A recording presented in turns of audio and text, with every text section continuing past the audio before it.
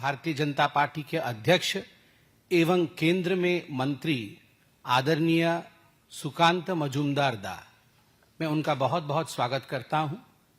और अभी जिस विषय पर हम प्रेस कॉन्फ्रेंस करने वाले हैं उस विषय को लेकर उन्होंने जमीन पर आंदोलन भी किया है, युद्ध भी छेड़ा है, न्याय की गुहार भी की है। इसलिए आज मेरे कुछ विषय को रखने के पश्चात बहुत तफसील से उस विषय को माननीय मंत्री जी भी रखेंगे। आज का प्रेस कॉन्फ्रेंस बहुत ही गंभीर मुद्दे को लेकर है। बंगाल में क्या हो रहा है आप में से हर कोई वाकिफ है। बंगाल की परिस्थिति, बंगाल का भ्रष्टाचार, बंगाल में दीदी की दादागिरी, यह आज पूरे भारतवर्ष में ही नहीं विश्व में लोग देख रहे हैं। अभी ऑक्सफोर्ड में जाके ममता बनर्जी ने कहा कि मैं टाइग्रेस हूं। कोई टाइग्रेस कभी भ्रष्टाचार में लिप्त नहीं होता। कोई टाइग्रेस कभी अपने ही बच्चों का भक्षण नहीं करता है। जो वास्तविक लीडर होता है वो कभी पैसा मार करके भ्रष्टाचार के और करप्शन के माध्यम से अपने ही लोगों को नर्क में नहीं भेजता है, उनका जिंदगी, उनके जीवन को नारकीय नहीं बनाता है। मगर बड़े दुख के साथ कहना पड़ रहा है कि ममता बनर्जी एवं उनकी सरकार ने बंगाल में जिस प्रकार से भ्रष्टाचार को अनलीश किया है, भ्रष्टाचार को खुलेआम छोड़ रखा है, आज उसका गाज लाखों लोगों के ऊपर पड़ा है।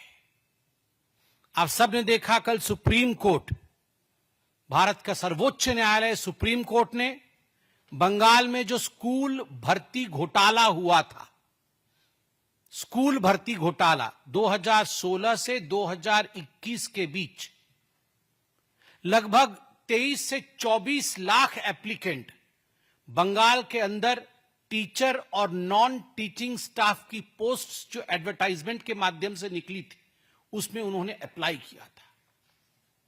और 2016 से 2021 के बीच लगभग 25,780 से अधिक टीचर और नॉन टीचिंग स्टाफ का रिक्रूटमेंट किया गया था। और उसमें इतने बड़े तादाद में भ्रष्टाचार हुआ था कि इस विषय को लेकर अनेकों लोग कोर्ट में गए थे। और उस समय बंगाल में इसे ब्राइब फॉर जॉब स्कैम, पैसा लेकर काम देने वाला scam, bribe for job scam और स्कूल भर्ती घोटाले के नाम से जाना गया। अप्रैल 22, 2024 में कलकत्ता के हाईकोर्ट ने बड़ा स्पष्ट निर्णय दिया। उन्होंने यह निर्णय दिया कि ये जो 25,780 रिक्रूटमेंट जिनकी हुई है, यह रिक्रूटमेंट प्रोसीजर फॉल्टी है, ये भ्रष्टाचार से मारा हुआ है, पैसा लेकर गलत तरीकों से ओएमआर सीट जो होती है, उस ओएमआर सीट जिसको कि ऑप्टिकल मार्क रिकॉग्नाइजेशन शीट कहते हैं, जब ये एग्जाम होता है तो इसकी शीट की इवैल्यूएशन होती है, उसको डिस्ट्रॉय कर दिया गया ताकि ये पता न चले कि कौन सही है और कौन गलत है, ताकि जो सबसे नीचे के पायदान पे जिस कैंडिडेट का मार्किंग हुआ है उसको ऊपर लाके एक हायर रैंक में स्थापित किया जा सके।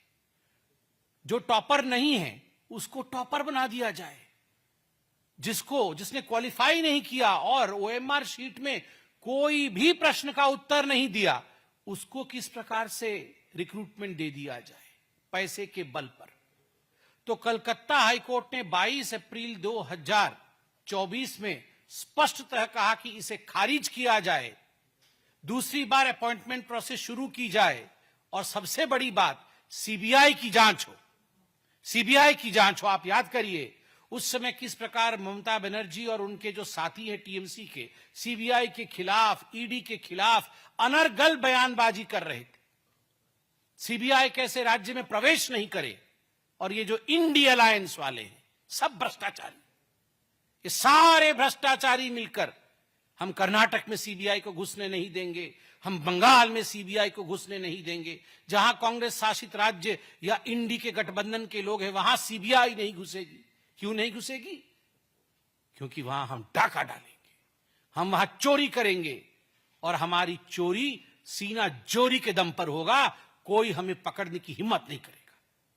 और कल सुप्रीम कोर्ट ने chief justice of India Sanjeev Khanna और जस्टिस संजय कुमार की बेंच ने अपना फाइनल जजमेंट सुनाया।